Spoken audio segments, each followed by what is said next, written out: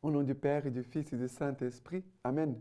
Grande joie d'être là avec toi en ce samedi 5 novembre. Et nous sommes encore dans cette première semaine du mois où nous avons célébré la fête de Toussaint, où nous tous nous sommes appelés chacun à devenir saint comme notre Père est saint. Et la première lecture d'aujourd'hui, c'est Philippiens chapitre 4 à partir du verset 10. J'ai eu grande joie dans le Seigneur à voir enfin refleurir votre intérêt pour moi.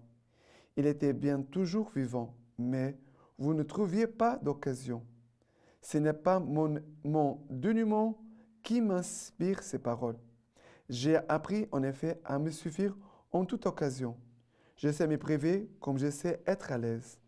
En tout temps et de toute manière, je me suis initié à la satiété comme à la faim, à l'abondance comme au dénuement. Je puis tout en celui qui me rend fort. Cependant, vous avez bien fait de prendre part à mon épreuve. Vous le savez, vous-même, Philippiens, dans les débuts de l'Évangile, quand j'ai quitté la Macédoine, aucune église ne m'assista par mode de contribution pécuniaire. Vous fûtes les seuls, vous qui, dès mon séjour à Thessalonique, m'avez envoyé et par 2 fois ce dont j'avais besoin. Ce n'est pas que je recherche les dons. Ce que je recherche, c'est les bénéfices qui s'augmentent à votre actif. Pour le moment, j'ai tout ce qu'il faut et même plus qu'il ne faut. Je me suis comblé. Depuis qu'Épaphrodite m'a remis votre offrande, parfum de bonne odeur, sacrifice que Dieu reçoit et trouve agréable. En retour, mon Dieu comblera tous vos besoins selon sa richesse avec magnificence dans le Christ Jésus. Alors, Paul, ici, on voit vraiment un cœur de pauvre, un cœur détaché. Il dit, je sais m'y priver comme je sais être à l'aise.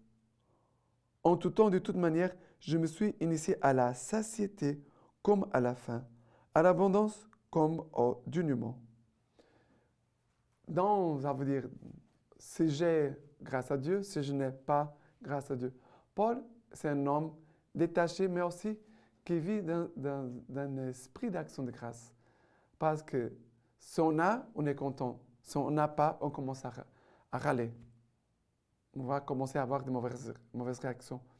Et Paul nous enseigne aussi, ça veut dire dans ce qui est bon, agréable, dans ce qui est difficile ou des manquements, que nous puissions toujours avoir un cœur attaché au Seigneur et aussi de ne pas murmurer, mais de glorifier le Seigneur. Car c'est lui, le Seigneur, qui pourvoit à tous nos besoins. Que nous puissions garder cette confiance. Mais il y a cette phrase que nous pouvons graver dans notre cœur. Je puis tout en celui qui me rend fort. Je puis tout en celui... Pardon. Je puis tout en celui qui me rend fort. Paul, il dit, ma force, c'est le Seigneur. Le Seigneur me rend fort. Nous devons vivre cette parole. Je puis tout en celui qui me rend fort. En toutes circonstances, toute occasion, c'est le Seigneur qui nous donne la force. D'accord? Et d'avoir un cœur si généreux, comme Paul dit, même ce que j'ai reçu, la générosité des frères et sœurs, maintenant, ce que j'ai, je peux même partager aux autres. Il n'est pas attaché. Il est un homme libre, détaché, qui a un cœur vraiment de pauvre, qui sait aussi partager ce qu'il a.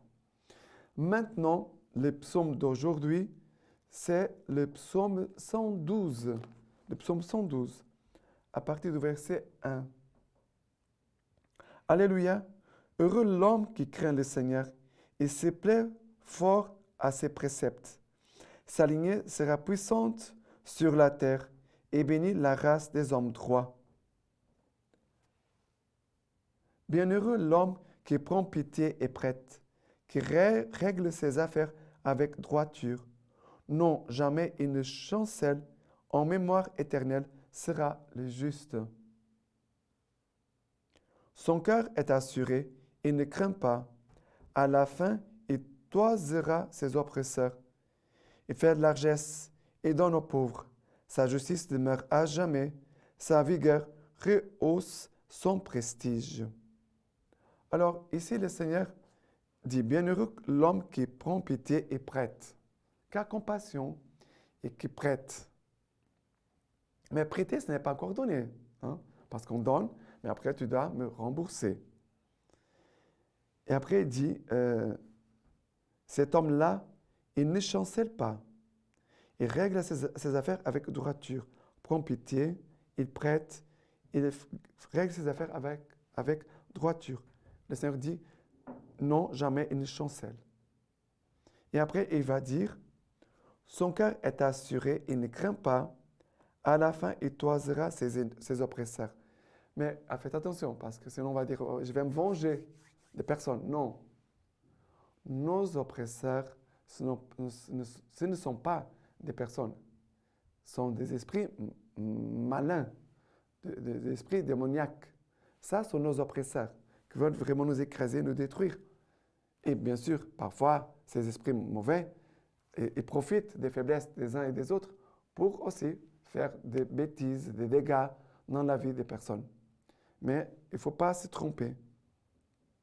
Et après, il dit, il fait largesse, il donne aux pauvres. C'est lui qui donne aux pauvres. Le Seigneur dit, sa justice demeure à jamais.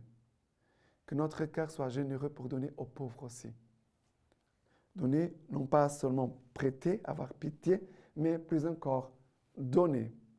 Et maintenant, l'évangile d'aujourd'hui, c'est Luc chapitre 16, à partir du verset 9. Eh bien, moi, je vous dis, faites-vous des amis avec le malhonnête argent, afin qu'au jour où il viendra à manquer, ceux-ci vous accueillent dans les tentes éternelles.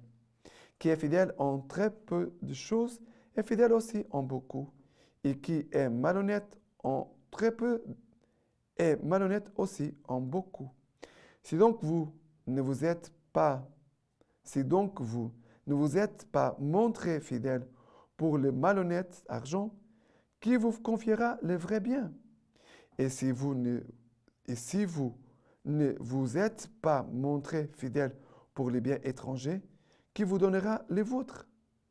Nul serviteur ne peut servir deux maîtres. Ou il haïra l'un et aimera l'autre, ou il s'attachera à l'un et méprisera l'autre. Vous ne pouvez servir Dieu et l'argent. Après encore, les pharisiens qui sont amis de l'argent entendaient tout cela et ils se moquaient de lui, de Jésus.